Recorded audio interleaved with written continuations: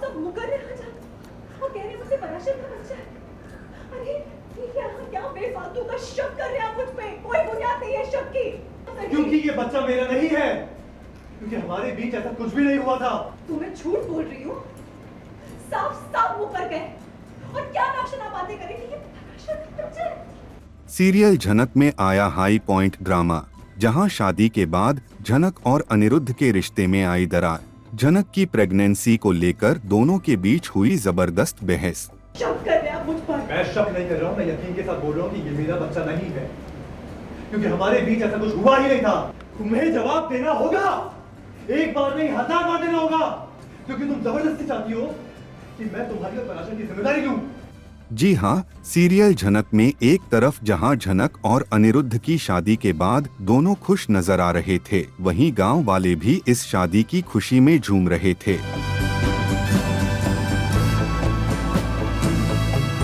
इसी दौरान नूतन की सहेलियां आती हैं और अनिरुद्ध से कहती हैं, शहरी बाबू हमारी नूतन को परेशान मत कीजिएगा, जिस पर अनिरुद्ध मुस्कुराकर कहता है, नहीं नहीं, मैं इनका बहुत ख्याल रखूंगा। फिर अनिरुद्ध उन सभी को गृह प्रवेश के लिए अपने यहाँ आने के लिए कहता है, लेकिन पराशर बहाना बनाकर मना कर देता है और कहता है, अभी हमें कुछ काम है, लेकिन हम जरूर आएंगे।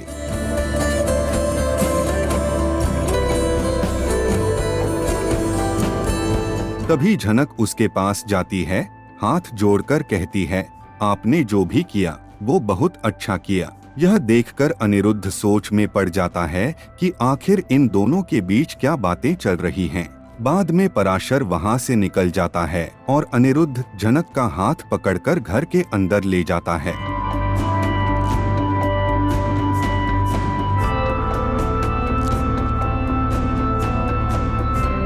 लेकिन कहानी में असली ट्विस्ट आता है सुहागरात पर, जहां अनिरुद्ध और झनक के बीच पराशर को लेकर होती है बहस।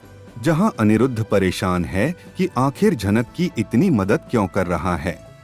क्या बताने की कोशिश कर रही हो? मुझसे क्या पूछ रही? कैसा सवाल है? हाँ सही बोल रहा हूँ मैं। पराशर जिस तरह तुम्हारे साथ हुई है, उससे साफ जाहिर होता है कि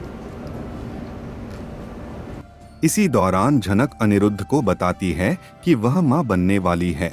यह सुनते ही अनिरुद्ध भड़क उठता है और कहता है, ये कैसे हो सकता है? हमारे बीच कोई संबंध ही नहीं बना, तो ये बच्चा कैसे? इसका मतलब ये बच्चा पराशर का है। हमारे बीच ऐसा कुछ नहीं हुआ था। तुम या तो तुम झूठ बोल रही हो या तो मेरे साथ मजाक करती हो, है ना? झूठ बोल रही हूँ? इतनी बड़ी बात झूठ बोलूंगी मैं? और ये क्या नाशना बातें कर रहे हैं? साफ साफ मुकर रहे जा और कह रहे मुझसे पराशर का बच्चा है। अरे ये क्या बेफालतू का शक कर रहे हैं आप मुझ पे? कोई बुनियाद नहीं है शक की। क्योंकि ये बच्चा मेरा नहीं है, क्योंकि हमारे बीच ऐसा कुछ भी नहीं हुआ था।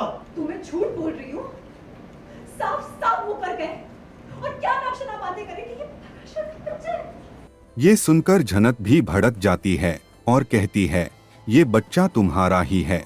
लेकिन अनिरुद्ध मानने को तैयार नहीं और झनक को खरी खोटी सुनाता है। शक कर रहे हैं आप मुझ पर? मैं शक नहीं कर रहा हूँ, मैं यकीन के साथ बोल रहा हूँ कि ये मेरा बच्चा नहीं है, क्योंकि हमारे बीच ऐसा कुछ हुआ ही नहीं था।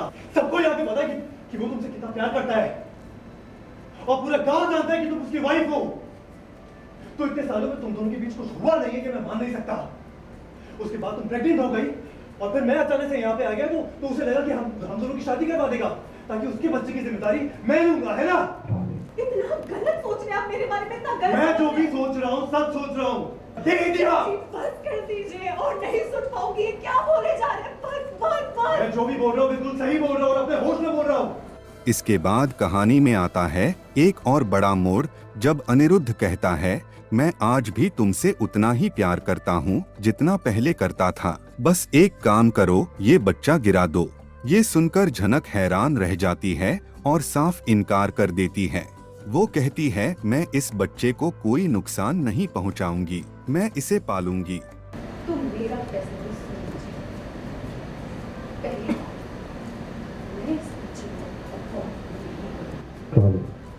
और दूसरी बात की गलती मेरी ही है कि मैंने फिर से आप जैसे इंसान पे ट्रस्ट किया। अनगिनत मौके देती गई, लेकिन हर बार मेरा विश्वास तोड़ा है, हर बार इंसल्ट, इतनी इंसल्ट। ये बच्चा मेरा है और इस बच्चे को मैं पालूंगी अकेले, किसी की जरूरत नहीं है मुझे। यह सुनकर अनिरुद्ध कहता है, हाँ हाँ, ये तुम और पराशर की प्लानिंग है ताकि इस बच्चे की परवरिश शहर में हो सके, क्योंकि पराशर गांव का है और चाहता है कि उसका बच्चा पैसे वाला बने। सबको यहाँ पे पता है कि वो तुमसे कितना प्यार करता है और पूरा गांव जानता है कि तुम उसकी वाइफ हो। तो इतने सालों में तुम दोनों के बीच कुछ हुआ नहीं है कि मैं मान नहीं सकता। उसके बाद तुम प्रेग्नेंट हो गई और फिर मैं अचानक से यहाँ पे आ गया तो उसे लगा कि हम दोनों की शादी करवा देगा ताकि उसके बच्चे की जिम्मेदारी मैं लूंगा, है ना? इसी बात पर दोनों के बीच जबरदस्त बहस होती है और अनिरुद्ध गुस्से में घर छोड़कर चला जाता है। मैंने तुमसे शादी की है, इसका ये मतलब नहीं कि मैं किसी और के बच्चे को अपना नाम दूंगा। तुमने धोखा दिया है मुझे। उसके बाद भी मैं तुम्हें माफ करने के लिए तैयार हूं, तुम्हारे साथ रहने के लिए तैयार हूं, क्योंकि मैं तुमसे प्यार करता हूं।